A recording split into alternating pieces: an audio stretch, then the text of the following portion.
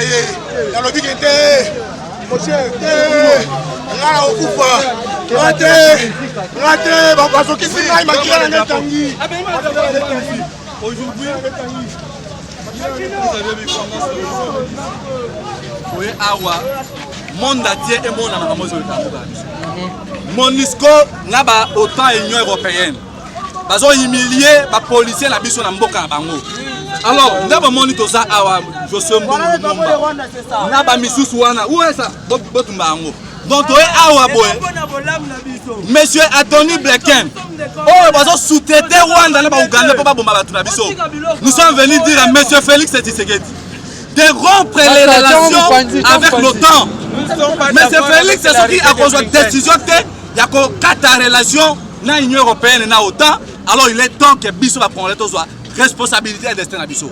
Parce que aujourd'hui sur le plan géostratégique en Mboka, nous devons tourner les regards en Russie. Et le but est que ceux qui sont alignés en Russie, Russie a la place la police na biso. On plaide pour nos policiers. Ils ont disposé pour la MONUSCO budget à 1,4 $. Aujourd'hui, vous avez tous suivi comment est-ce que le porte-parole de la MONUSCO a lobby que c'est une façon d'humilier la police congolaise et l'armée de notre pays. Alors nous sommes venus dire, nous ne voulons plus de cette coopération. Monsieur Félix doit prendre ses responsabilités comme état d'arrêt de la nation. Il y a pour réformer l'armée de Bisso. La condition de la position de Bisso Bazali. La condition de la position de Bisso Moussala.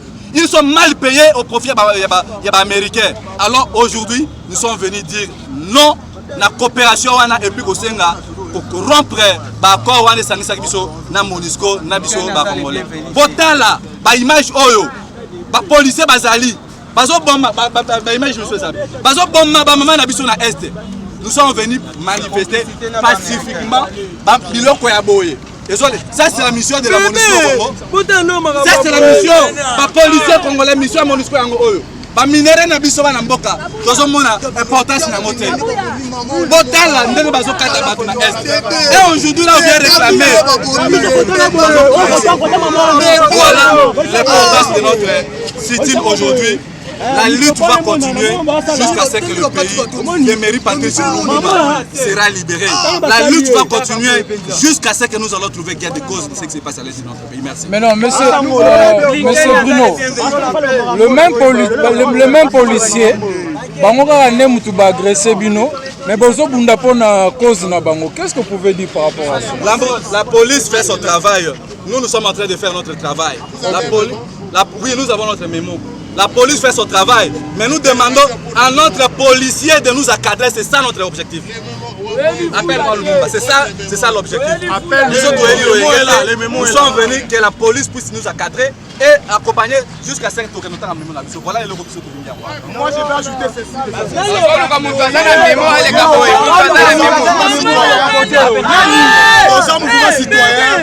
Sans violence. N'a jamais été violent.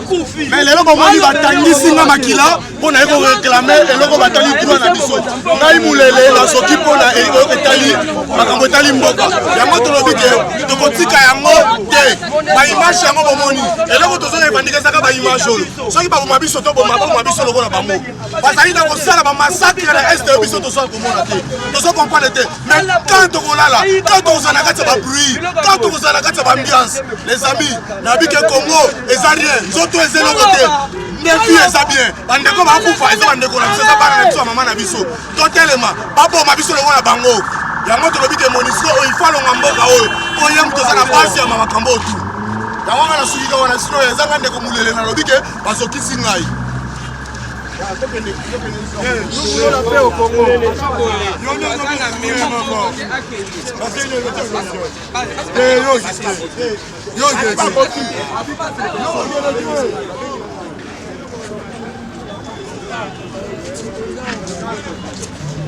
Vive les victoires.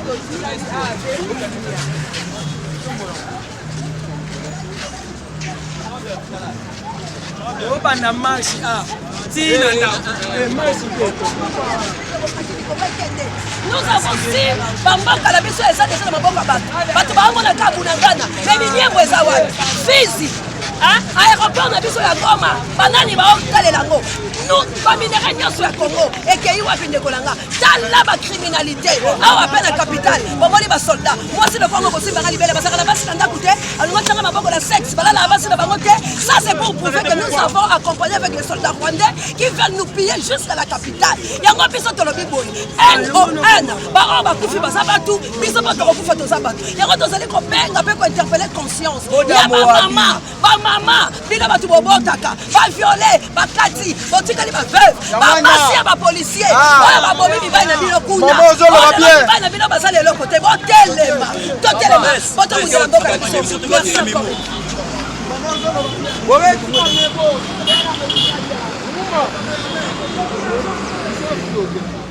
oyo nakomike Monisco alongwa na mboka oyo Monisco alongwa na mboka oyo po ezala développement ya mboka so Monisco aza na base ya massacre nyonso Monisco aza na base ya barebele baza na este Monisco ye mutu azokoma policier na biso na biso technique territoriale na biso mais bapolicier na biso oyo occidentaux ezali même koutiliser komanipuler pour que biso peuple congolais totika na silence yango wana lelo tobaki te fo tomanifeste toboyi oyo intimidation wana oyo bazala bapolisi na biso bazokutalize biso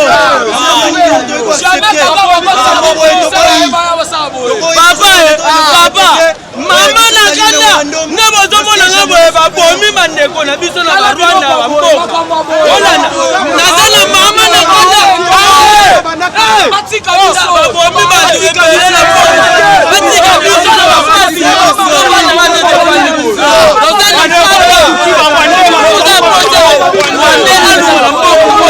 tina tozala nango ya mwana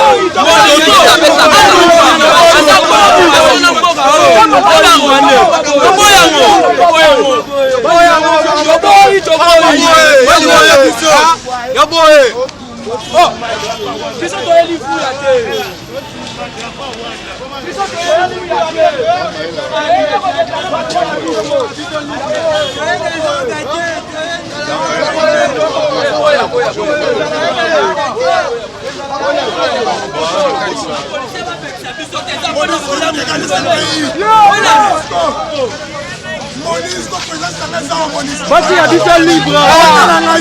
On m'a brutalisé. On m'a dit je suis blessé. Je suis blessé. Je suis blessé pour les causes de l'amour. Je suis mort.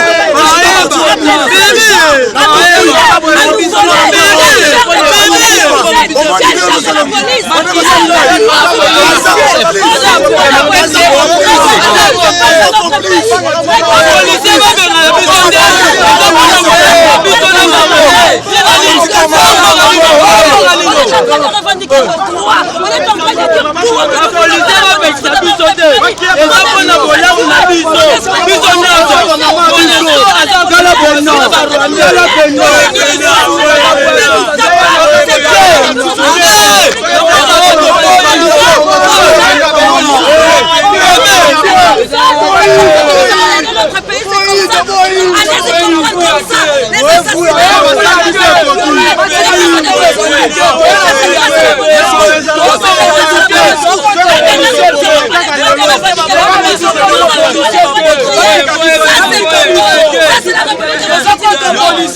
Les ça c'est la liberté d'expression.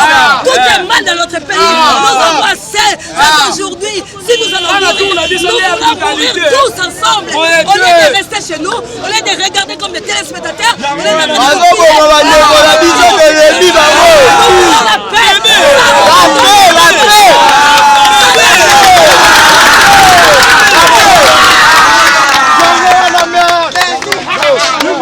paix. Madame, faut tout malade drapeau. Moi j'ai quelque chose à faire.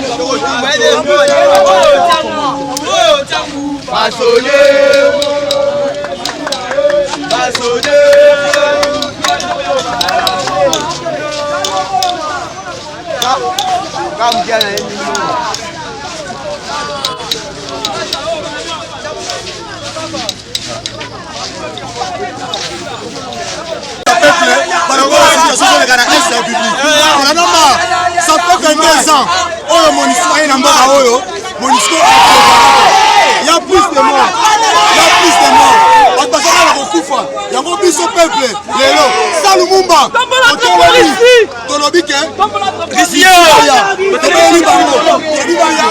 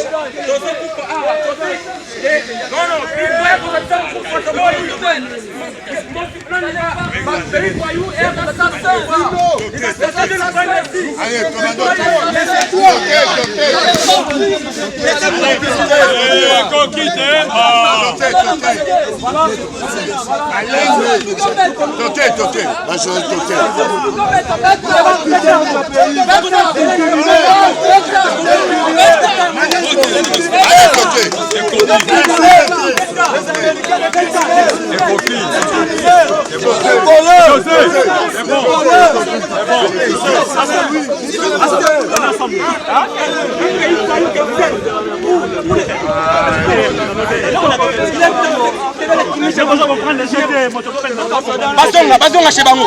Il est lettre, il bazonga chez Bango.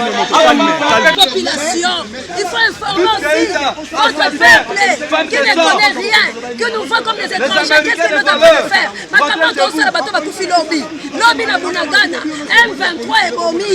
Bitu Keita sasa. UNESCO ezawana. Oyo basaba pareil ba tuté, sikombana oyo batikali ndenge nini. Baude kokanga mwana ya 12 ans. Bachena boloko abimi na 22 ans mwana na yebelo côté. Abeti 10 ans ya pamba. Mais biso tozaka souffrant. Bato basali. Ya kolinga bakanga mwana ya 12 ans, un mineur avec 10 ans na boloko. Abimi ya yebelo côté. Faut qu'on protège nos enfants. Chez nous, vous êtes en train de nous massacrer. On en a marre. Wana ebiso na anglais. Jore to profet to go to mean na ebiso na anglais. Mean what go to? I want to do profet to Congo. What is bana Congo? Congo c'est bana Congo, richesse bana Congo c'est bana Congo. Faut bénéficier nango. So you besoin na Congo, pour besoin richesse d'habitation, il faut te coopérer. On peut s'habiller 50 aussi 50, c'est mieux. Mais quand même, richesse dans richesse dans le bateau. On a ma photo dans le bateau, là on te voit yangwana. Mon comité là on va genre ordre la biso parce que c'est qu'ils ont sur la carte frontière. Et là on a grave yangwana biso bana moko. Donc Congo comme il y a bino. Congo comme il y a bino. Continue boli. Batangi barrière na Kasindi. Yangwana ebisi bango bande ko na ngai biso bozo na ngai na manini. Yo penda yo. Congo ezaba congolais. Congo ezaba bana Congo. Tozana la police. Tozana ba militaire. Yango na EBCA, yango na loba en anglais. Go to when we no Congo, go to be pauvreté. Akozonga na mboka na akozala pona na traduire. Na lobi na anglais mais na traduire. Akozonga na mboka na bango akozala pauvre. Pour awa attention 1 milliard par année azana mutu azo tambola. Na kirira este, sodo na biso azo bunda na kata front. Munduki na lipeka.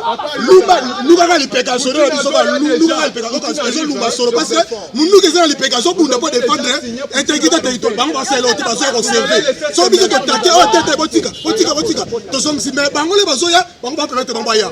lelo comprendre que peuple congolais comprendre bango peuple congolais bino ne boza ba massacre liboso bino loza ba criminel à liboso peuple congolais comprendre bango ba kende ba ko funda Rwanda akomona ba biso te Rwanda poni bo comprendre ba kende parce que boni muto sa komi akomona ka intérêt na komi ko za la toucher poza na intérêt na komi ko za la toucher là comme non on se et puis c'est bien tout qui se permet de dire ne dis pas en français on parle pas français ici dans le balingala tu peux wana azo sana Congo yo comme en français on ndenge nini ko ba ndeko so ba ba yoka lo so loba et ça makamwa bien na lo ba bien so comprendre ngate ndenge ko kata ngama loba te yango na yebisi bango boye tout congolais là où vous êtes makambo ko sala oyo et ça l'intérêt à peuple et ça l'intérêt au gouvernement na biso et ça l'intérêt que mboka na biso ke liboso tu peux comprendre tout le monde a gaga ce qui président la biso a imposé contre bango babomier on est président la biso aligné que président so aligné intérêt à peuple président o aligné intérêt à peuple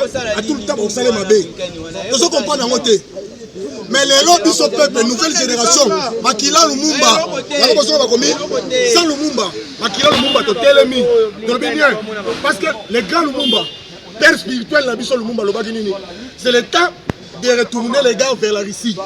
Tous ont en Russie pour développement bokao. Il y a un moment dans cette vérité moko dans Sabino, là ba ba ki zenga za ki na livre d'or ba ba ki livre d'or wana te. Livre d'or za ki histoire wana oya ko utana kolonga na occidentaux au na Russie. Après ça qui y a un secrétaire d'État des États-Unis qui venait d'atterrir aujourd'hui. Concerne mémorandum. C'est avec un débordement de la vase du sang dans nos cœurs suite au massacre de millions de nos compatriotes congolais dans le nord-est de notre pays. Ceci n'est plus à tolérer. L'assistance inefficace et impuissante de la MONUSCO en République démocratique du Congo s'est soldée par un échec total. Aucun militaire de la MONUSCO ouvre le feu sur la population congolaise.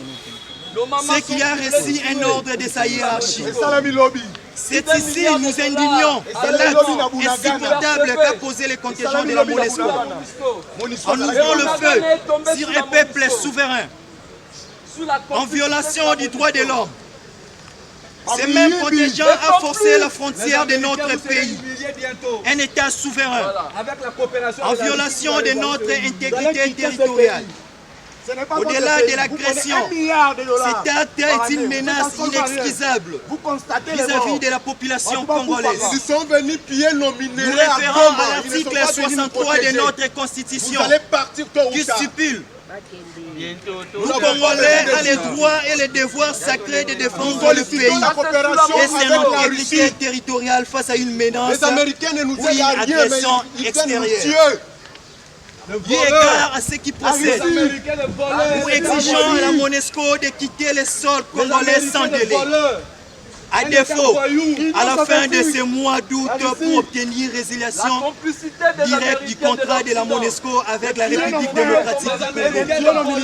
Aussi, l'article 5 de notre Constitution stipule: la souveraineté nationale appartient au peuple. Alors nous ne pouvons pas tolérer la violation de notre souveraineté nationale. Nous prenons la communauté nationale et internationale à témoin. Si durant nos manifestations aux différents sièges de la MONUSCO, et seul Congolais perdent la vie à cause du refus de la MONUSCO de quitter la République démocratique du Congo, malgré son échec qui ne peut à démontrer. Nous en avons ras-le-bol. Nous demandons aussi que la MONUSCO, à travers sa chef, soit traduite en justice sur le plan international pour terrorisme, violation du droit de l'homme, et que tout dérapage soit mis sur sa tête. Sa résistance de quitter notre pays, en espérant que la chef de la MONUSCO use de sa sagesse tout en déclarant avant la fin du mois d'août le départ immédiat définitif de cette force congolaise devenue périsse surtout attendu de la République démocratique afin de préserver la paix et la quiétude, le sentiment patriotique et révolutionnaire. Jérémy Malon, coordonnateur national adjoint du gouvernement. Merci. démocratique de notre pays. Et en même temps, ouvrons le feu sur le peuple souverain déjà meurtri. Acte ignoble, indigne de la MONUSCO. Nous condamnons avec émérance et dérapage de la MONUSCO par le multiple violation de la souveraineté, du droit de l'homme et de sa puissance en incapacité totale pour maintenir la paix. Nous exigeons le départ immédiat de la MONUSCO et sans condition. Si la MONUSCO persiste de quitter le sol congolais, cela sera considéré comme une provocation à l'endroit des Congolais. Nous rejetons, nous projetons, de manifestations de grandes envergures d'ici la fin du mois d'août pour lutter dehors des gré ou des forces, car le peuple est souverain. Nous ne voulons plus de la MONUSCO sur notre territoire après l'échec de sa mission et que la responsabilité de la MONUSCO use de la sagesse en prenant des dispositions pour le retrait définitif et immédiat des forces onusiennes sur toute l'étendue de la République démocratique du Congo en vue de préserver un peu de la dignité et de la paix de tous. Nos sentiments patriotiques, Josué Boulumumba, le coordonnateur Bruno Mbenga, Mama Océan, Bobo Moulele et le mouvement du Congo debout. On vous remercie. Deuxième.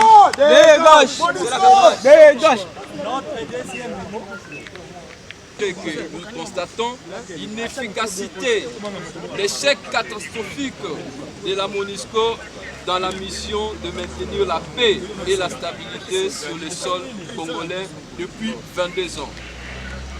Cette MONUSCO qui assiste impuissamment au massacre de millions de nos compatriotes congolais dans le nord du pays. Le silence de la communauté internationale nous prête à croire qu'elle est complice. Initié par le coordonnateur national José Boum que je suis. Si vous avez apprêté votre mémo, c'est bien. On ne sait pas combien de personnes qui vont lire les mémos là-bas, dans l'ordre. Parce que quelqu'un qui combat, il doit combattre dans l'ordre. Si vous faites les autres, cela veut dire que vous ne connaissez pas les programmes. Alors moi, j'aurais préféré que ça soit dans l'ordre. Nous allons dans l'ordre. On progresse, s'il vous plaît. Ça sera combien de personnes qui vont lire les mémos? 10 personnes. Excusez, président, vous choisissez 10 personnes. 1, 2, 3, 4, 10.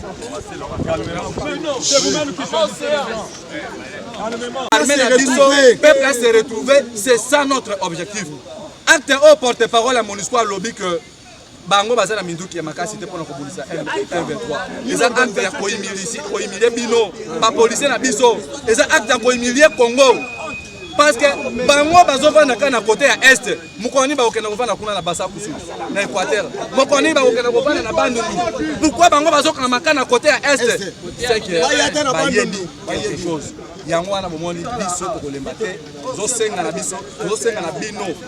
Ba policier na biso. Pour encadrer le peuple congolais partout ici pour que non Congo a mon changement.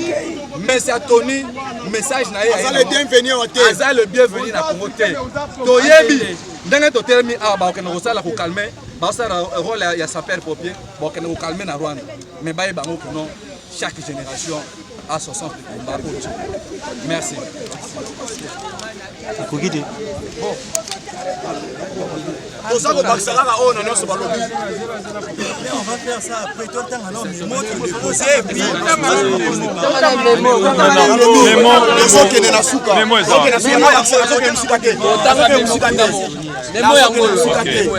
je pense depuis MONUSCO ya mboka na biso tozomona changement te. Lelo oyo boy acte oyo le kanina Kasindi eza acte ya humiliation ya mboka monene lokola Congo. Koboma un policier congolais ozo sala musana ya sécurité. Eza déjà une manière ya ko humilier mboka na biso c'est que ba américain bazo considérer biso te comme un état souverain. Ya mwana lelo bomoni tozalaki awa semaine passée tolobaki to kolembate jusqu'à ce que MONUSCO akokende. Et puis toye awa kopesa Monsieur Félix, un message. pour la 4e fois. Il y a 4 relations na ba occidentaux ba toi na ba lingi biso ke. En 4 coopération na Union européenne a réformé bino ba policier na biso. A réformé armée ya bana mboka. Soki monsieur Félix a kusala yango et kusala malamu. Mais soki ki a ko protéger ba toi na ba Rwanda ba so ba bandeko na biso. Alors, à cause de la moutouali bosso, le peuple congolais pour mobiliser, on a pour bengana nous et puis pour s'apprendre na ba MONUSCO. Il y a un mois toye kutali sabino, koye bisana communauté internationale. Baye ba que chaque génération est un socialiste na bango. Biso le l'autre une génération consciente.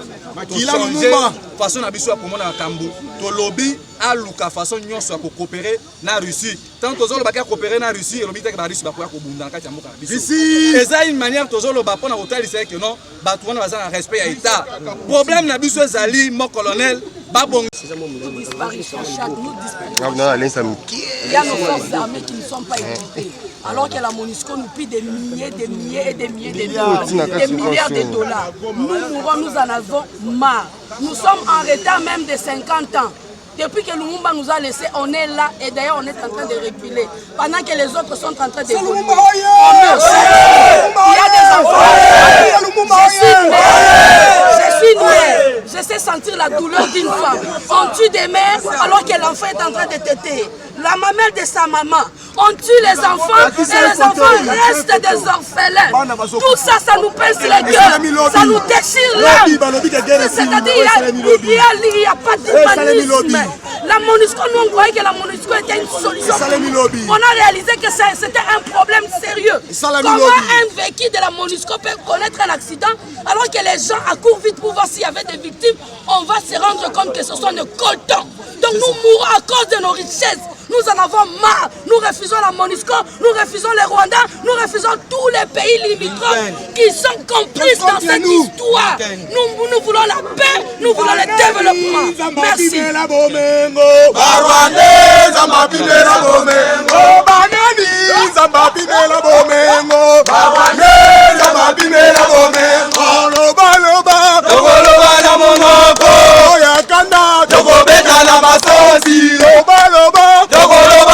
Soyez disciplinés quand même.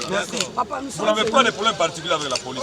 Soyez disciplinés. Nous sommes venus aujourd'hui dire non à la MONUSCO, chasser Bintou, chasser le secrétaire général de la MONUSCO et chasser toute la MONUSCO. Nous demandons à M. Poutine de venir ici en République du Congo, soutenir les Congolais. Nous avons besoin de la coopération militaire entre la Russie et la République du Congo. Nous n'avons pas vu ce que l'Amérique et les États-Unis ont fait en République du Congo. Je vous remercie. Êtes-vous porteur d'un mémo? Oui, il y en a. Laisse-moi un peu exprimer, parce que moi je ne peux pas parler français. Tout le monde parle français. Il faut que je parle aussi à lingala pour que nos mamans puissent bien comprendre ce qu'on est en train de faire. Papa, merci pour Osepeli, Bisotoya le Konabala Mboka. Mais bon, moi, makambo oyo moloko papa mona yango. Et ça la mi bongo lobby na kunagana. M23 a bombé, a violé. Bisika MONUSCO azali. MONUSCO lobby na biso boya azali na mando kité pour le kobenga na ba rebelle. Mais donc comment MONUSCO a bombé ma policier la biso. MONUSCO a beti masasi. Il y a des vidéos. Policiers sont là. Ba beti ba ma porta. Ba bombé ba. C'est comme masasi ko bomaka batuko. Ndezali. Mais masasi ko benga na ba rebelle. Ba ye awa depuis 1997. Ndenge ba ye awa boy. Ba zwi mbongo ebele. Ba ya ki 22 millions. Les femmes de Kabila, les bango bakende, batikali 14 millions. Mais aujourd'hui, bango bango bazwaka. Est-ce que tu peux financer FARDC? Tu peux financer la police de Bisoto? Est-ce que la Moussala? Est-ce que l'armée de Bisoto est compétente? Est-ce que tu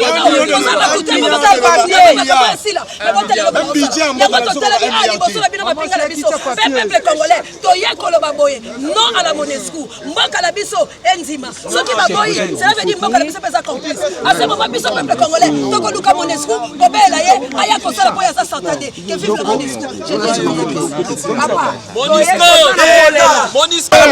Les conflits se sont permis même sur nos compatriotes congolais. C'est de la honte. Nous ne pouvons pas tolérer de cette histoire. Aujourd'hui, nous sommes devant la MONUSCO pour dire non à la MONUSCO. Nous n'avons pas chasser les forces de la MONUSCO. L'objectif est Ce que les Congolais aiment, c'est chasser toute la MONUSCO entière. La MONUSCO n'a rien contribué, ni au développement de la RDC, mais ils ont détruit. Ils sont en train de piller nos minéraux. Ils sont en train de nous tuer. C'est fini. Aujourd'hui, ensemble avec tous les compatriotes, nous sommes venus dire à la malfaisance de la MONUSCO. Assez, c'est assez. Trop, c'est trop. On meurt chaque jour. Au jour le jour, il y a le sang des Congolais qui coule.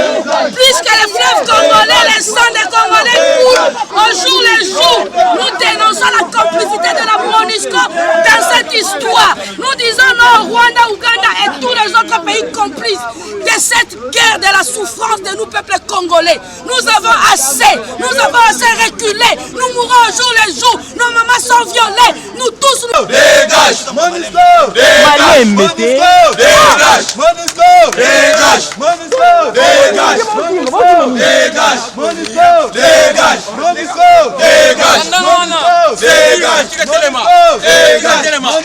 Dégage MONUSCO! Dégage MONUSCO! Dégage MONUSCO! Dégage MONUSCO! Dégage MONUSCO! Dégage MONUSCO! Dégage MONUSCO! Dégage MONUSCO! Dégage MONUSCO! Dégage Antony! Assassin! Antony! Assassin! Antony! Assassin! Antony! Assassin! Antony! Assassin! Antony! Assassin! Bitou! Assassin! Bitou! Assassin! Bitou! Assassin! Bitou! Complice! Bitou! Complice! Bitou! Complice! MONUSCO! Dégage! MONUSCO! Dégage! MONUSCO! Dégage! Russie! Au secours! Russie! Au secours! Russie! Au secours! Russie! Au secours! Russie! Au secours! Russie! Au secours! Yes! Yes! Abat l'Occident! Vive la Russie! Abat l'Occident! Vive la Russie! Tokobanga Tokobangisa! Tokobangisa! Tokobanga Tokobangisa! Tokobangisa! Yes! Yes! Congolais esprit! Voilà tout à MONUSCO. Lumumba. La moto okanga te. Mabele to na tawisa le babele Lumumba. Lumumba kufa ki kanga na bitona. Na biso territoire na biso. Mais la policiers na biso occidentaux ezali même pour utiliser comme manipuler pour que biso peuple congolais tout dans la souffrance. Yawana lelo to bagite faut manifester. Donc il y a une intimidation là. Ouais base la police na biso kutaize biso.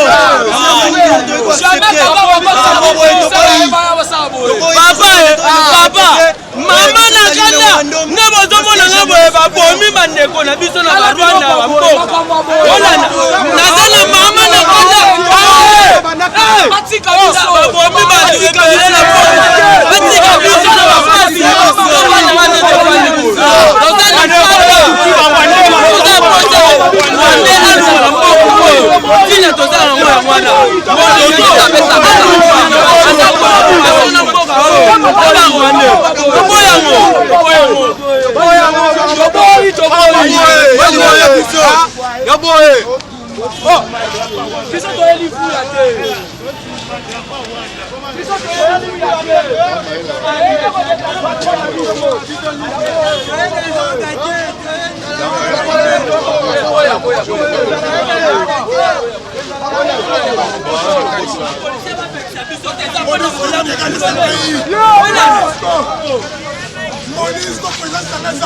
Voici la vision libre. On m'a brutalisé. On m'a dit je suis blessé. Je suis blessé. Je suis blessé pour les causes de Cameroun. Je suis mort.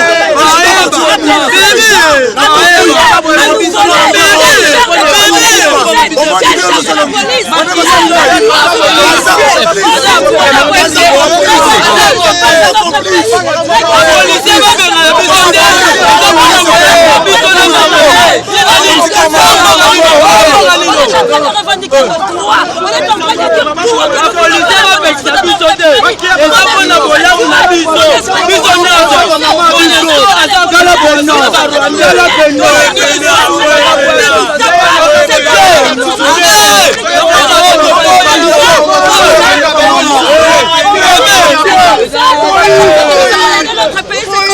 Allez-y comme ça.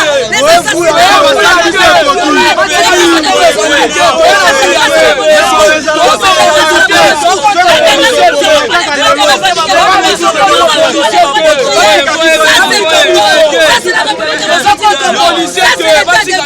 Ça c'est la liberté d'expression. Tout est mal dans notre pays. Nous avons assez. Aujourd'hui, si nous allons mourir tous ensemble, au lieu de rester chez nous, au lieu de regarder comme des téléspectateurs, au lieu de Madame,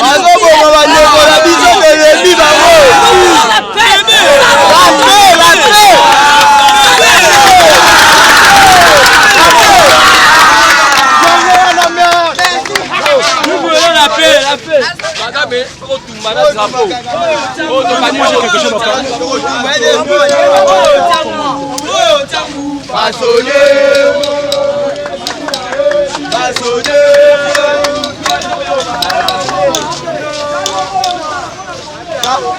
Comme